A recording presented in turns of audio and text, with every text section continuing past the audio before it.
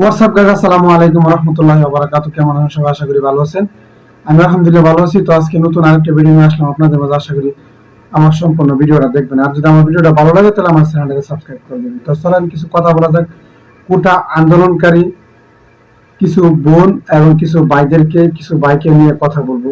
আজকে গুরুত্বপূর্ণ কয়েকটি কথা বলবো। যদি আমার ভিডিওটা ভালো লেগে থাকে তাহলে আমার সাথে থাকেন, আমার ভিডিওটা সম্পূর্ণ ভিডিওটা দেখেন। আশা করি ভালো লাগবে। আসলে দেখেন, এই যে দুইটা আপু কোটা আন্দোলনকারী, কোটা নিয়ে সেটা আন্দোলন করতেছে দীর্ঘ অনেকদিন ধরে।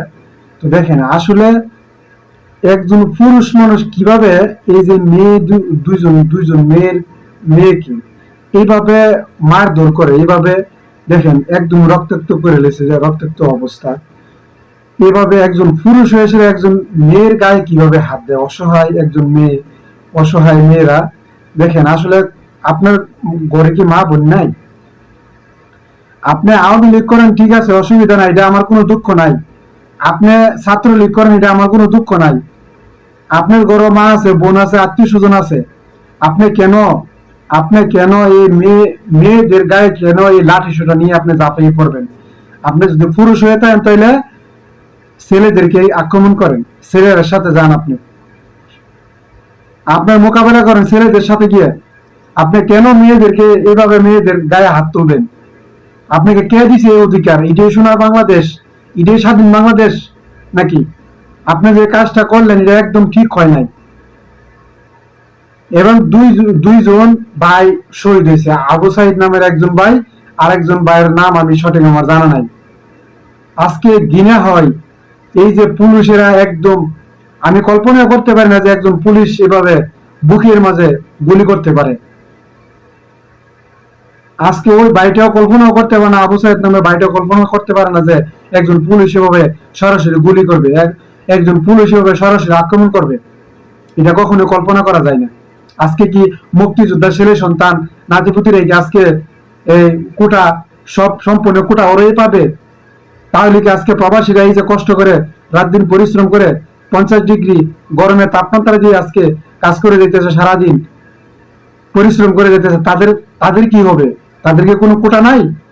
তো আমি যেটা মনে করি, এই প্রবাসী যারা আছে মিডল ইস্টে এবং ইউরোপে, আমি মনে করি 2 মাসের জন্য বাংলাদেশে রেমিটেন্স দেওয়া বন্ধ করে দেওয়া হোক। দেখা যাক কিভাবে চলে বাংলাদেশ। গার্মেন্টস শ্রমিকরা আছে, তাদেরকে দেন। প্রবাসীরা আছে, প্রবাসীকে কোটা দেন।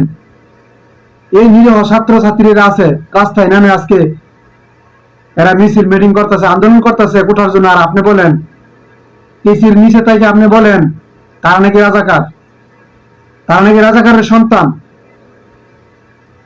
তারাই প্রকৃতপক্ষে, তারাই মানুষ, তারাই প্রকৃত দেশপ্রেমিক, দেশকে ভালোবাসে, তারাই মেধাবী ছাত্র তারা।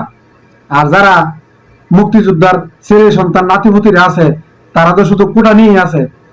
তারা তো লেখাপড়া করা লাগে না ভালো করে, সবকিছু অকল দেখে তারা পায়ে যেতেছে।